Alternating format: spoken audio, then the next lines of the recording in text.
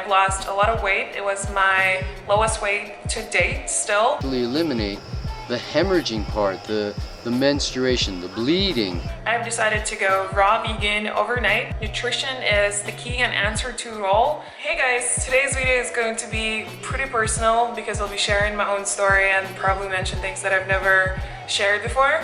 I feel like I have two main reasons why I'm doing this video today, and number one is I feel like I owe it to the people who've been following me ever since I've started my then raw vegan journey on 80-10-10 8 years ago. And number two is I feel like there are more and more people are looking into trying vegan, plant-based lifestyle, which is so incredible and so amazing. But especially young guys and girls, they're going to YouTube for advice and guidance on that, and they're watching vegan YouTubers. And I feel like it's our huge responsibility to promote the right mindset around it. And while we've come a long way as a vegan online community since 80-10-10 diet times years ago, which I'll touch on in a second, I feel like there's still some popular vegan YouTubers who set these unrealistic, extreme, unnecessary expectations of what this lifestyle actually entails or takes. I promise I'm gonna do my best not to make this video the longest in the history of videos, but if you guys wanna grab some snacks or drinks, you probably should. Okay, I'm gonna preface my story with a saying that I really like, and it goes something like, the less you know, the more you know it. The more you know, the more you realize how little do you know. So I was born and raised in Russia, as you can tell by my accent or my face. And none of my friends or family were vegan or vegetarian. I didn't even know the word until I was maybe around 15 or 16 years old. But as a kid, naturally, I didn't like meat. I actually hated the way milk tasted as well. So overall, I feel like naturally I was drawn more to plant foods, and my mom, fortunately, also cooked with a lot of plant foods. We always had some fresh vegetables and fruits in our household. And as a kid, I was always into sports. I played basketball for my school for many years. I even got an offer from one of the colleges in my hometown. But then at the age of 16, I decided to move to a bigger city in Russia for college and live on my own. And up until that point, I wasn't really into nutrition at all. I had no idea about what I was consuming, where my food came from, what ingredients are in it, anything. So then when I started living on my own in St. Petersburg, that was the first time I actually started thinking about what it is that I'm buying at the store, what it is that I'm eating. At the same time, I got into a professional dancing, so I kind of felt like my performance could benefit from eating better overall. So that was the first time I started thinking about what it is that I should be eating for better energy and better performance and recovery. So eventually, about a year after I moved there, I went vegetarian. Honestly, I wasn't doing a great job in overall what I ate, just because I don't think I had a good idea of how a balanced plate would look like, and that's why I don't think I thrived on the vegetarian diet as much as I could. So then jumping to the time when I turned 22 years old, and the next day after my birthday I moved to New York City, and honestly at first I had a blast on a vegetarian diet in New York because I've discovered so much food that I've never tried before. So my diet initially went even worse than it was in Russia. Also, I feel like overall the quality of food in Russia versus US, I'm sorry, but I have to say it, there was just like so much more junk and so much more availability and accessibility, so I just went nuts, and that did not do me any good, that's for sure. But at the same time, there was so much more information available on vegan lifestyle. I've started watching a lot of vegan YouTubers as well at that time, and I'll mention them later. And for the first time in my life at that point, I actually saw people who looked healthy and happy and vibrant and energetic, and they were vegans. And I started doing more and more research and trying to find a way how I can apply more of what they do and they promote into my daily life. So long story shorter, I've decided to go raw vegan overnight from probably what was not the healthiest vegetarian lifestyle. And let me tell you, the way I felt the first week of being raw vegan was just euphoria.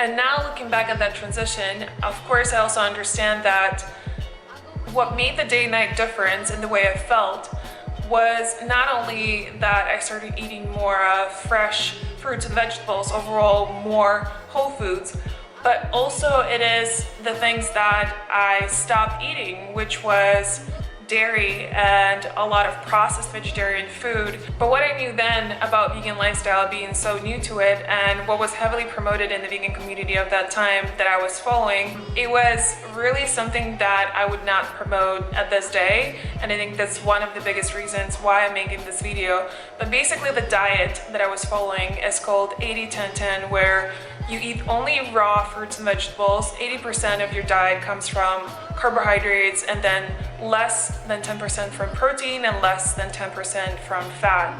It's our species-specific diet. Whole, fresh, ripe, raw, organic fruits and vegetables. That's it. That's what we're built for. This is our natural food. This is the stuff that we'll do best on. And I remember I went to the Woodstock Fruit Festival back in 2013, and I've met all of the biggest vegan YouTubers at that time.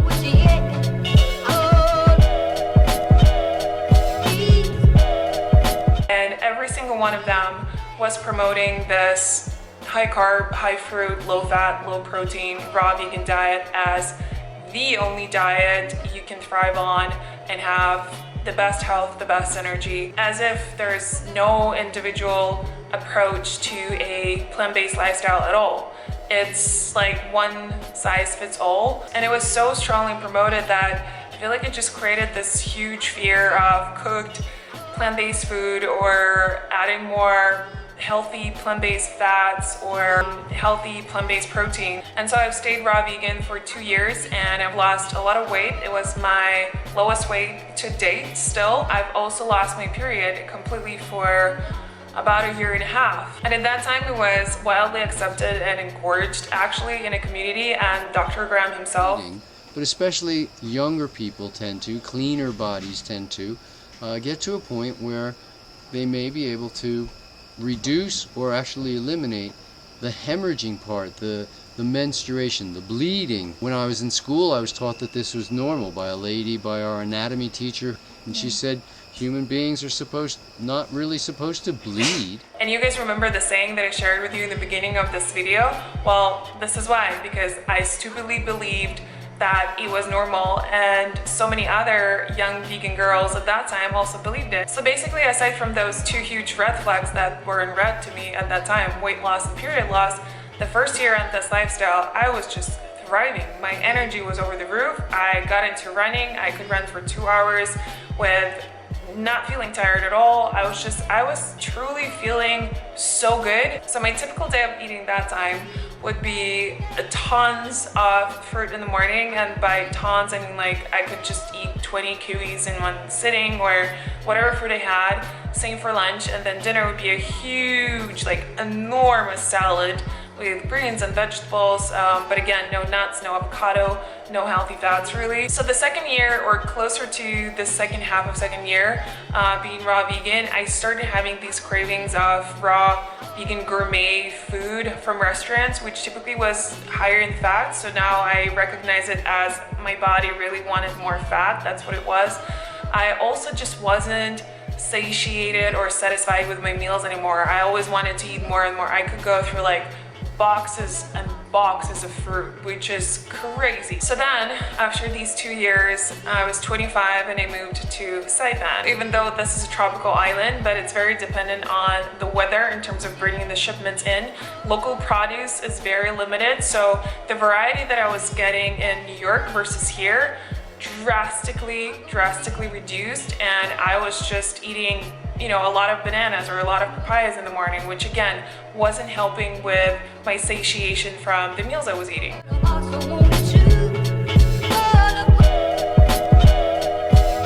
And actually I started craving animal products, which has never happened to me within those 2 years. That year, the first year when I moved, I went through a lot of personal changes. So overall, it was just less emotionally stable time in my life. And honestly, I just wanted to care less about what I ate. And I decided to go for my cravings. I stayed in this weird phase of eating mostly plant-based, but trying some animal products for about 6 months. And again, looking back at that period, I know now that it definitely wasn't a vegan lifestyle that failed me or didn't work for me.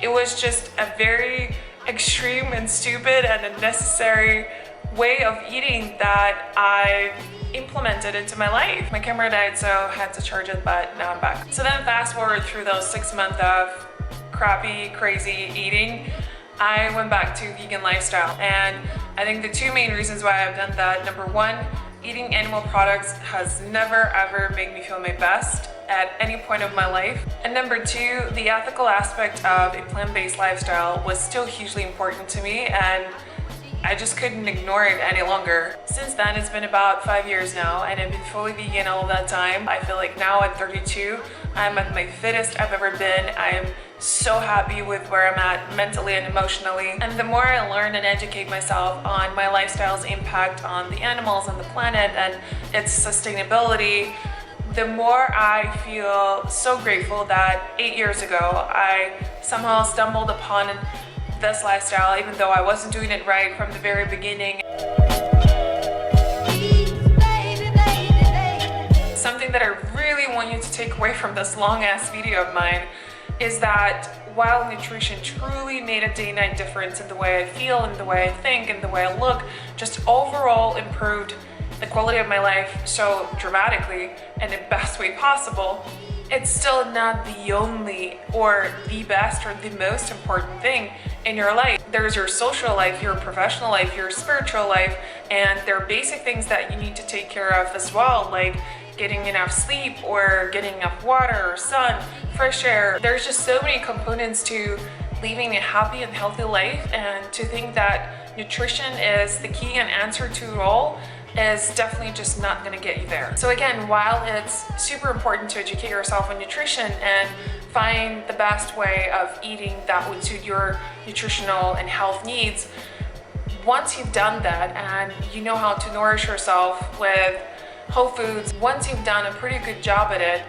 I feel like it's so important to shift that focus from just nutrition and over planning, overthinking every single thing you eat, and just start taking food less seriously and having more fun with it, because I do believe it's a huge component of mental health to not being obsessed with food in general. I'm gonna stop here because I feel like it's been already a long video, but hopefully I got through the main message that I wanted to get through. I love you guys, and I'll see you soon.